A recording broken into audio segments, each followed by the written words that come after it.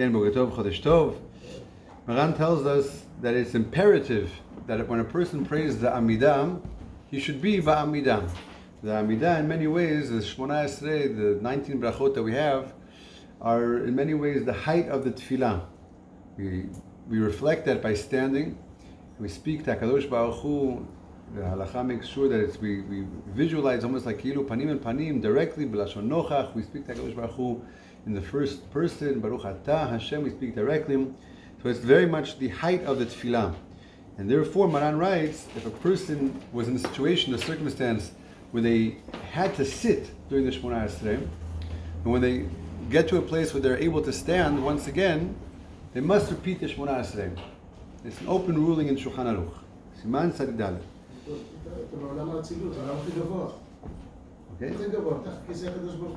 So there. And therefore, Maran writes, you have to repeat the Shmona Esrei. There's no such thing as saying Shmona Esrei seated.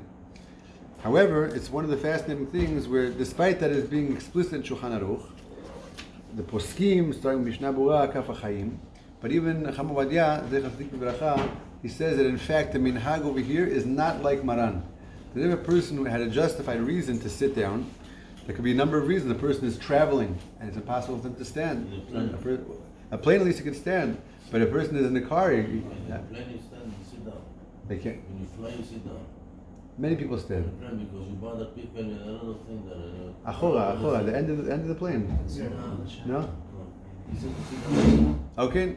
Yesh v'yesh, at the very least. I definitely see people doing it. Don't stand in the aisles, for sure now. You don't stand in the aisle. I sit on the seat and I feel the whole press sitting down. Okay. There's one way. I'm saying, but definitely not to stand in the aisles. Those who stand in the back, it's not much for Yeah, anybody. you bother people, I know, because I try and see if people complain. Even not in the aisles, people are upset in the back. Even in the back, but the students, there are a lot of problems. I sit down and that's Okay, according to Reb Shmuel, even on a plane, minhag olam is that many people do. What I said about the auto, the sit down is better. Certainly in a car. I'm talking a car is a situation where a person cannot stand up. That for sure. A person, or you have some people that's difficult for them to stand. Either mipnei achulsha, they're ill, they're elderly, they're not feeling well. You have sometimes you can see that if a woman who is pregnant, she's expecting pashut it's kashe la la'amod. Sometimes it's very difficult for her to stand. In all these cases, it will be mutal for her to sit, and she does not have to repeat. The individual minhag olam is that a person does not have to repeat the Shmona Esrei when they get to the destination.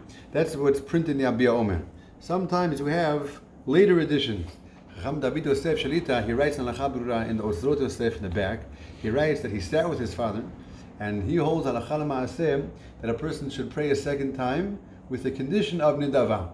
That since Maran really did rule that a person is supposed to repeat the Shmona Esrei, when a person comes to a place where he's able to stand again, he should pray not as an obligation, but with a condition. It should be a conditional tefillah, that if in fact I'm really obligated to pray again, then this tefillah counts as my obligation. If not, it's just an additional auxiliary prayer. It's an device, like an additional donation. But a person should be careful to try to have as much as kavanah possible when he prays the nidava, because if you're giving it as a donation, something extra, right, not required, you're going beyond the letter of the law, then you should do as much a good job as possible to try to have concentration. Otherwise, what kind of donation is that? So again, mikar adin, minhag olam, according to what's printed in the Abiyah Omer, is that a person had to sit during the Shmona Esrei. They are not obligated to have to repeat it when they're able to stand once again.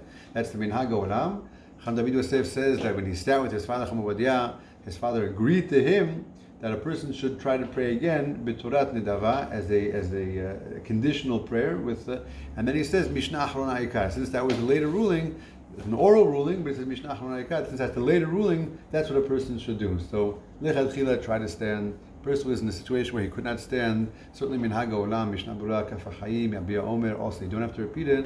There is a Shmuah from Chacham David. It's certainly a very reliable individual that a person should pray again. B'torat nidava. Chodesh